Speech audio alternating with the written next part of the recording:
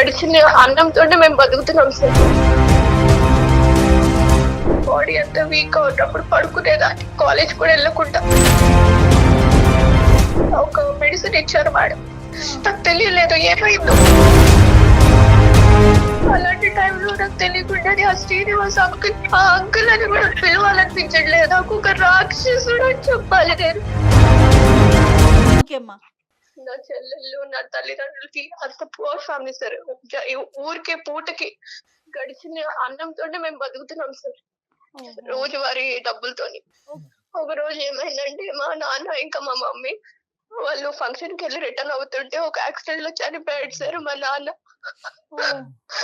నేను చాలా ఎమోషనల్ అవుతాను సార్ ఈ విషయంలో. ఆయన చనిపోయిండు. మా అమ్మకి కూడా మేజర్ యాక్సిడెంట్ అయింది సార్. తన హెల్త్ కండిషన్ అస్సలు బాగాలేదు ఇప్పుడు. తన హెల్త్ కండిషన్ ఏం బాగాలేదు, మొత్తం మేమే చూసుకుంటున్నాం సార్. మా నాన్నకు ఒక బెస్ట్ ఫ్రెండ్ ఉన్నాడు సార్ చిన్నప్పటి నుంచి.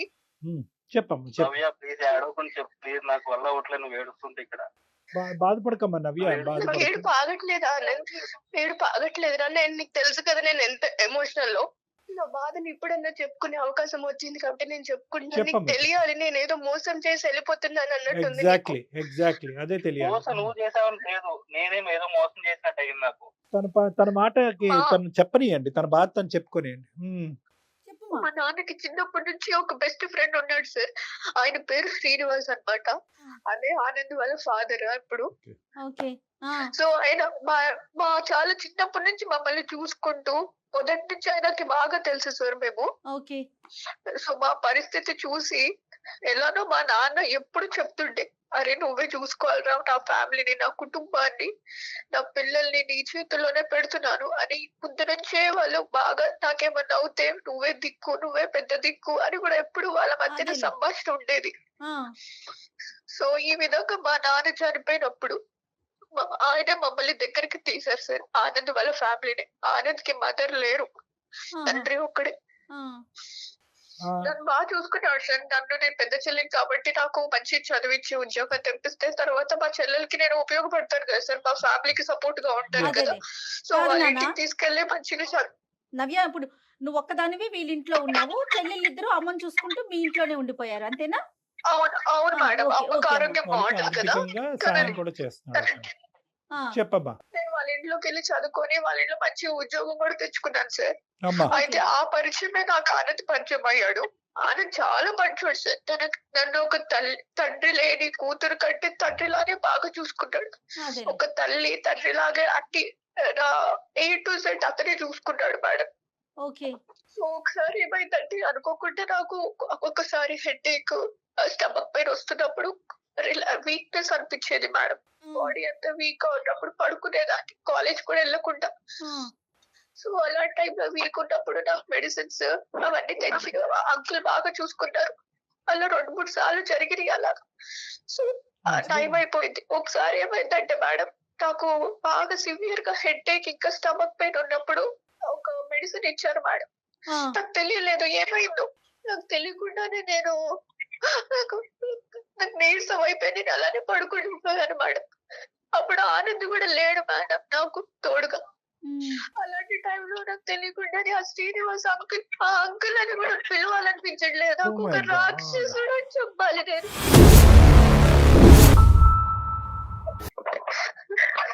ఆనంద్ ఇట్లా అంటున్నారని ఏం ఫీల్ అవ్వద్దు నువ్వు.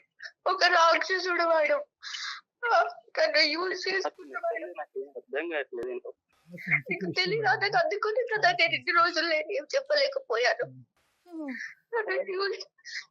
అలాంటి టైంలో నాకు తెలియకుండా టాబ్లెట్ ఇచ్చేసి నన్ను వేరే విధంగా యూజ్ చేసేసుకున్నాడు వాడు. తర్వాత ఆ వీడియోలు, ఆ ఫోటోలు అవి యూజ్ చేసుకున్నవన్నీ తన దగ్గర పెట్టుకొని బ్లాక్ మెయిల్ చేస్తున్నాడు మేడం. బ్లాక్ మెయిల్ ఆ అబ్బాయి పరిస్థితి ఇంకా ఘోరంగా. నీదేం తక్కువ చేయట్లే కానీ ఆ అబ్బాయిది కూడా ఇది. అంటే ఈ ఫోటోలు వీడియోలు ఎందుకమ్మా తీసుకున్నాడు? అంటే దాని ద్వారా ఏమన్నా నన్ను బెదిరిస్తున్నాడు సార్. నన్ను బెదిరించి మీకు ఇప్పటి వరకు నీకు సహాయం చేశాను కదా ఫైనాన్షియల్ గా, నన్ను బెదిరించాడు సార్. బెదిరిస్తూనే ఉన్నాడు సార్. నేను ఏం చేయాలో తెలియదు వచ్చేస్తాను సార్.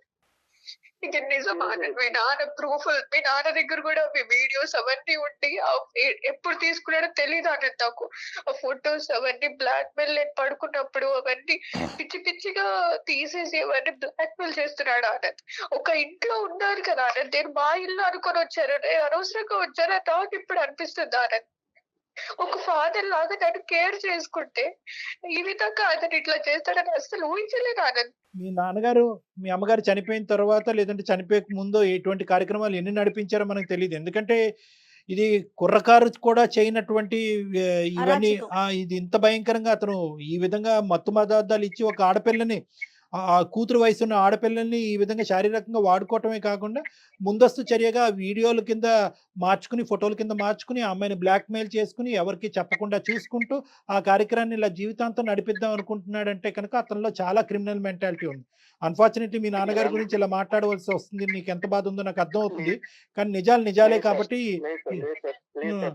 సార్ నేను చిన్నప్పటి నుంచి చూస్తున్నాను సార్ ఆయన్ని. నాకు ఏ రోజు ఆయన మెంటాలిటీ ఎలా ఉంటుందా నేను ఎప్పుడు అనుకోలేదు, అంటే థింక్ చేయలేదు అసలు. ఆ విషయం రాదు, ఎందుకంటే ఆ పర్సనల్ గా చూసుకుంటారు. బయటికి వెళ్ళిన ఆయన పేరు గాని లేదా ఇంట్లో ఉన్న మమ్మల్ని చూసుకుంటాం గాని బాగానే చూసుకున్నారు సార్. అసలు అంటే నిజంగా నాకు ఈ మాటలు ఏంటంటే నిజంగా నాకు ఎలా అనిపిస్తుంది అంటే నిజంగా తీసుకోలేకపోతున్నా, ఎటు తీసుకోవాలో కూడా నాకు అర్థం కావట్లేదు. అదే మాకు కూడా నమ్మకం కానటువంటి అంశాలు ఆనంద్. కానీ ఈరోజు ఆ అమ్మాయి నీ దగ్గర నుంచి దూరం అవడానికి ఏ కారణమైనా చెప్పి దూరం అవ్వచ్చు. మీ నాన్నని చెడ్డ చేసి ఇంత భయంకరమైనటువంటి అంశం చెప్పి ఆ అమ్మాయి బయటపడవలసినటువంటి అవసరం లేదు. సో అది ఒకటి. రెండోది ఏంటంటే కనుక ప్రత్యక్షంగా ఆ అమ్మాయి సాక్ష్యాలు ఉన్నాయి అని అంటుంది. ఫోటోలు వీడియోలు తీసి షేర్ చేసి ఇది ఈ విధంగా చేస్తానని బ్లాక్మెయిల్ కూడా చేస్తున్నాండి. సో ఇక్కడ ఎలా చూసినా కూడా మాకు తెలియనటువంటి నవ్య నిజమే చెప్తున్నట్టు అనిపిస్తుంది. మాకు నవ్య గురించి తెలీదు. కానీ ఈ విధంగా తను చెప్పనా సార్, నేను ఆనంద్ని నా ఒక హస్బెండ్ లాగే అనుకున్నాను సార్. మేమిద్దరం అలాగే ఉన్నాం సార్, జెన్యూన్ గా లవ్ చేసుకుని పెళ్లి కూడా చేసుకుందాం అనుకున్నాం సార్. తను కూడా తన వైఫ్ లానే చూసుకున్నాడు సార్ నన్ను కూడా. నేను ఈ విధంగా నేను ఇప్పుడు అబద్ధం చెప్పాల్సిన అవసరం ఏంటి ఆనంద్? అమ్మ ఇప్పుడు వీళ్ళ నాన్న నీతో ఇంకా టచ్ లో ఉన్నాడమ్మా శ్రీనివాస్ గారు. ఇంకా వాళ్ళ నాన్న అంటే ఈ అబ్బాయి కోపం వస్తుందేమో ఇప్పుడు. ఆనంద్ కోపం వస్తుంది నేను వాళ్ళ తండ్రి అని అంటే కనుక. ఇప్పుడు అతను ఇప్పటికీ నీతో కాంటాక్ట్ లో ఉన్నాడమ్మా? లేడు సార్. అప్పుడప్పుడు తన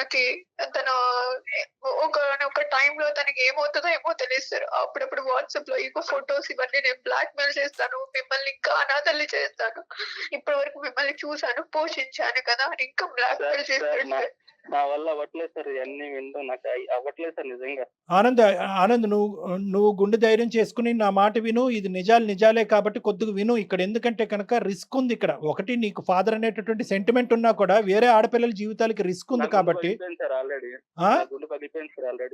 ఐ కెన్ అండర్స్టాండ్. నాకు టోటల్ సింపతీస్ నీ వైపు ఉన్నాయి. కానీ మీ నాన్న యొక్క రియాలిటీ తెలియటం ఒక ఎత్తు, ఇంకా ఎంతమంది ఈ విధంగా అతని బారిన పడుతున్నారు అనేది రెండోది.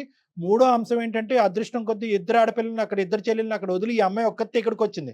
ముగ్గురిని వేసుకుని వస్తే కనుక ముగ్గురు కథ వినే పరిస్థితి వచ్చి ఉండేది ఈ రోజు మనకి. సో ఈ రోజు మీ నాన్న అనేటటువంటి అంశం పక్కన తీసి పెట్టాలి. అతను ఒక క్రూరమైనటువంటి మృగంలా తయారయ్యాడు.